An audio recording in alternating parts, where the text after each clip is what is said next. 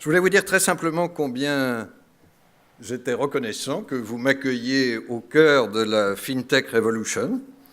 Cette rencontre magnifiquement organisée par France FinTech est une première et à certains égards, cette rencontre entre la Banque de France et les FinTech peut paraître inattendue.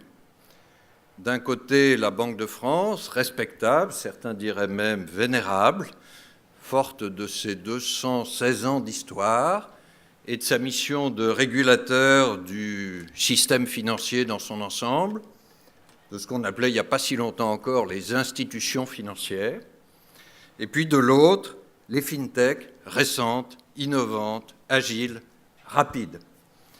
Mais je crois que cette rencontre, au fond, dit une vérité profonde sur chacun des deux côtés, sur chacun de nous.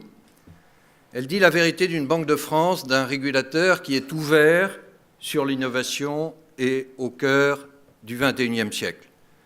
J'y suis attaché avec toutes les équipes de la Banque de France, dont certaines sont parmi nous.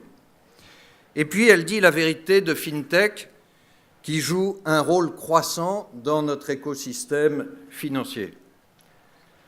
On a l'habitude de considérer les FinTech aux marges, à la frontière technologique du système financier. Et ceci reste largement vrai. Mais de plus en plus, les FinTech sont appelés à être au cœur, à faire partie du bon financement de notre économie. Et donc cette rencontre nouvelle m'amène d'abord à vous parler de la numérisation des services financiers avec quelques chiffres et ensuite de quelques enjeux nouveaux qui se posent effectivement pour à la fois le régulateur et le superviseur que je suis. Je suis ici à la fois en tant que gouverneur de la Banque de France et donc régulateur et superviseur au titre de président de l'ACPR, l'autorité de contrôle prudentiel et de résolution. Je commence, si vous voulez bien, par un essai de typologie. C'est une typologie par définition évolutive. Les FinTech présents s'y retrouveront en partie, mais on voit d'ores et déjà dans les trois colonnes qu'il y a trois grandes fonctions parmi celles qu'assurent les services financiers. Le paiement, c'est bien sûr là que la présence des FinTech est le plus importante, à travers notamment les établissements de paiement et les établissements de monnaie électronique. Je donnerai quelques chiffres dans un instant. Ceci va jusqu'aux monnaies virtuelles, et là, nous avons rempli notre rôle d'autorité monétaire en émettant, il y a quelque temps déjà, un message de prudence en ce qui concerne les monnaies virtuelles. Ensuite, le financement, le crédit, c'est bien sûr le crowdfunding et le crowdlending en termes de prêts. Je ne détaille pas l'ensemble des exemples qui sont ici, mais nous sommes tous conscients que les FinTech ont en général cette caractéristique de fonctionner plutôt comme des plateformes d'intermédiation et donc de ne pas porter directement le risque. En ce sens, elles proposent une forme de désintermédiation, de face-à-face direct entre les prêteurs et les emprunteurs. Enfin, à droite, l'investissement, on est plus dans le domaine des marchés. Il y a le trading à haute fréquence, le fait qu'il existe, qu'il soit mentionné ici, ne préjuge pas du débat tout à fait légitime sur son utilité économique et sociale, débat fort aux États-Unis, mais que nous devons avoir aussi en Europe. Et puis, du côté de l'épargne, le développement du conseil financier automatisé des robot advisors. J'ai mis ensuite en transversal un certain nombre d'innovations qui effectivement changent la donne, tout ce qui est du côté des data, les nouveaux usages des données clients, le développement plus en termes de B2B, jusqu'à présent nous avons vu essentiellement des services B2C, le développement plus en B2B, des scores de risque et des scores commerciaux. Au fond, on pourrait dire à propos de ce domaine essentiel des data que nous étions habitués à considérer que la matière première de la finance, c'était l'argent. Et ceci reste vrai. Mais que tout autant et de plus en plus, la matière première de la finance, c'est aussi les données des clients, avec tous les sujets de protection et d'exploitation que ceci pose. Enfin, un certain nombre d'innovations et de technologies de transsecteur, le cloud bien sûr. Blockchain, c'est un domaine sur lequel la Banque de France s'est montrée à l'initiative et nous avons lancé il y a déjà quelques semaines avec nos équipes technologiques un proof of concept appuyé sur le labo blockchain sur lequel nous travaillerons dans le futur très proche. Le dynamisme des fintechs françaises, c'est ce qui nous réunit aujourd'hui autour de France FinTech, des chiffres que vous connaissez largement. Je rappelle que la Banque de France et la CPR agréent par rapport à la typologie que je montrais à l'instant ce qui est du côté des paiements et du crédit, et que l'AMF agrée ce qui est du côté des titres, essentiellement les fonds propres, mais ça peut être aussi certains titres de type bon de caisse. Du côté des services de paiement et de monnaie électronique, 29 établissements agréés, 35 établissements de paiement ou de monnaie électronique aujourd'hui exemptés d'agrément. Le financement participatif, c'est bien sûr ce qui s'est développé le plus en nombre, pas forcément en volume. 55 IFP, c'est-à-dire intermédiaires en financement participatif, ceux qui font du crowdlending, des prêts. 27 CIP, conseillers en investissement participatif, qui sont du côté des fonds propres, et la possibilité de double statut pour 4 d'entre eux. Les volumes sont bien sûr encore modestes, mais ils ont doublé en 2015. Les chiffres de France FinTech, je n'ai pas besoin de les rappeler. Je crois que le dynamisme de cette rencontre parle de lui-même. Vous voyez qu'en termes de répartition des agréments, compte tenu du poids notamment des services de paiement, c'est l'agrément côté ACPR qui est aujourd'hui nettement majoritaire. Mais nous voulons travailler de plus en plus ensemble pour faciliter la vie des fintechs. J'y reviendrai à la fin de mon intervention. Des levées de fonds non négligeables depuis 2014, elles sont estimées à 76 millions d'euros en 2015. Je note que ceci place la France assez loin derrière la Grande-Bretagne, nous le savons, mais en tête des grandes économies de l'Europe continentale. Alors, une question bien sûr qui suscite beaucoup de passion, est-ce que les fintechs sont, par rapport aux banques, dans l'un des 3 cercles que j'ai dessinés là, la complémentarité, la compétition, la disruption, pour le dire autrement, avec quelques propositions que j'ai mis en titre. Est-ce qu'elles sont aux côtés, complémentarité, contre, en compétition, ou au-delà, disruption des banques? La vérité est par définition en mouvement. Et la vérité est par définition mixte. Alors, il y a un mot qu'Alain Clot et d'autres aiment bien, c'est le mot coopétition. C'est un de ces mots valises qui permet de dire beaucoup de choses, mais je crois que c'est l'avenir qui nous dira, selon la nature des services dans lesquels des cercles les fintechs se situeront. Quand on est du côté de la complémentarité, nous avons vu se développer beaucoup de partenariats avec les banques ou les compagnies d'assurance, des partenariats commerciaux, des partenariats en capital, rachat de certaines fintechs, des partenariats aussi beaucoup en compétences à travers les incubateurs. Quand on est du côté de la compétition ou de la disruption, et je crois que ceci est un élément très important des réflexions sur le business model des banques, il peut y avoir des intermédiations, je l'ai dit à propos du financement et du crowdfunding. Il peut y avoir aussi des packaging des services par rapport au modèle de banque universelle et des fintechs qui se spécialisent sur tel ou tel service, telle ou telle nouveauté de pointe qu'elles apportent mieux qu'un service universel. Je crois que ce mouvement et cette incertitude sont bienvenus. Elles font partie, évidemment, de la dynamique de l'innovation. Alors, pour autant, ce paysage en mouvement nous amène déjà à nous poser un certain nombre de questions en tant que régulateurs et que superviseurs. Comme toute innovation, les fintechs comportent leurs opportunités et leurs risques. Les opportunités d'abord, et il est essentiel de commencer par elles sont en bleu, logiquement, sur ce graphique, dans sa partie gauche.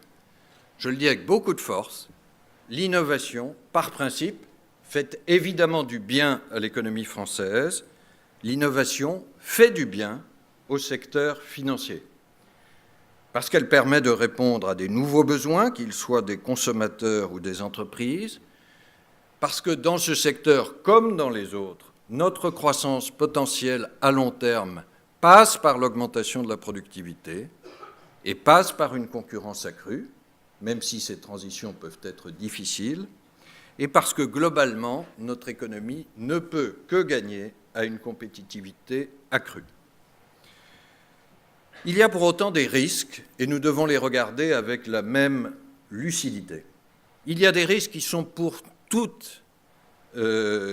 établissement financier, risque de crédit, risque de liquidité. Et puis il y a des risques, je les ai mis en rouge plus foncé, qui peuvent être accrus pour les fintechs. Ils existent bien sûr pour les institutions financières classiques, sur la sécurité des transactions, sur la cybercriminalité, sur la lutte contre le blanchiment des capitaux et le financement du terrorisme. Notre tâche à nous, régulateurs, dans un paysage qui est en mouvement, qui est en dynamique, c'est de trouver le bon équilibre entre ces opportunités à favoriser et ces risques à maîtriser. Alors nous l'avons résumé avec ce petit triangle que vous voyez. Il s'agit de construire un triangle de compatibilité entre les innovations apportées par les fintechs, la stabilité financière qui fait partie de notre mandat, et nous le savons tous, dans le langage courant, innovation et stabilité sont deux termes qui ne convergent pas naturellement, et puis la régulation. Et je l'ai résumé par ce mot que vous voyez au cœur du triangle, ce concept de veille graduelle par lequel je vais terminer et que je vais illustrer. Avant d'en venir là, j'ai mis deux événements qui sont un peu deux milestones dans ce dialogue entre innovation et régulation. Il n'est pas neutre qu'ils soient tous les deux extrêmement récents. Le Financial Stability Board, qui est l'instance faîtière de la régulation financière, au-dessus des banques, des assurances et des fonds, Conseil de stabilité financière, sous l'autorité du G20, présidé par mon collègue de la Banque d'Angleterre, Mark Carney, a consacré une partie de sa dernière réunion à Tokyo, fin mars, à cette question des fintechs et de l'équilibre à trouver. Et puis, en ce qui concerne la Banque de France elle-même, nous publions une fois par an une revue de stabilité financière que nous consacrons à un thème. Je vous l'ai apporté ici dans sa version anglaise, puisque j'ai eu l'occasion de le présenter à New York il y a 15 jours. Nous l'avons consacré cette année à la stabilité financière dans l'ère digitale. Et donc, ceci montre l'intérêt, l'importance pour les régulateurs de notre sujet. Pour trouver cet équilibre, nous sommes attachés à deux principes. Il y a un principe absolu et un principe relatif. Je l'illustre maintenant. Le principe absolu, c'est la sécurité des paiements et des transactions. J'ajouterai, parce que ceci est totalement lié, aussi la sécurité des données. Une fintech, fût-elle à son démarrage, fût-elle évolutive, ne peut pas représenter pour ses participants, pour ses partenaires, pour ses clients, un moindre degré de sécurité des paiements, des transactions, des données qu'une institution établit. Il est exclu qu'il y ait nivellement par le bas de la sécurité dans l'intérêt même de l'innovation financière, car sinon il y aurait immédiatement perte de confiance. Alors j'ai cité là l'exemple des travaux menés autour de la Commission européenne sur ce qu'on appelle la DSP2. DSP, c'est Directive sur les services de paiement. Elle sera applicable en 2018 et elle se traduira par des exigences claires et fortes, notamment sur les agrégateurs de paiement et les initiateurs de paiement. Ceci permet aussi leur développement. J'ai fait allusion à la position prudente de la Banque de France et de la CPR sur les monnaies virtuelles et au travail ouvert que nous menons sur la blockchain, dont nous savons tous que cette technologie peut avoir un champ, une portée bien au-delà du Bitcoin. Enfin, sur la cybercriminalité, bien sûr, des politiques de sécurité informatique aux meilleurs standards du marché. J'ai dit qu'il y avait ensuite un principe relatif, c'est que nous, régulateurs et superviseurs, sommes appelés à une certaine proportionnalité, pour le reste, au regard de l'évolution des enjeux. Il ne s'agit pas, dès la naissance des fintechs, d'appliquer une réglementation qui serait par trop lourdes et surtout par trop définitives sur un paysage technologique qui, par nature même, est en changement. Et donc ce concept d'intensité réglementaire progressive ou de gradualisme dans l'approche ne veut en rien dire le laxisme, mais veut dire que nous devons nous adapter en permanence dans ce qui est un dialogue, et je proposerai en ce sens une façon de l'organiser. Nous avons cité ici le statut d'établissement de paiement allégé par rapport à celui de plein exercice. Nous avons cité en coopération entre la CPR et l'autorité des marchés financiers la possibilité de passer plus facilement des frontières au sein du monde du crowdfunding pour des conseillers en investissement qui souhaiteraient devenir entreprises d'investissement. Voir aussi comment certains processus peuvent être allégés et envisager, travailler à des aménagements réglementaires. L'actualité fait bien les choses, puisque vous savez que jeudi dernier, 28 avril, une ordonnance a été prise sur les bons de caisse. Je crois qu'elle clarifie ce champ.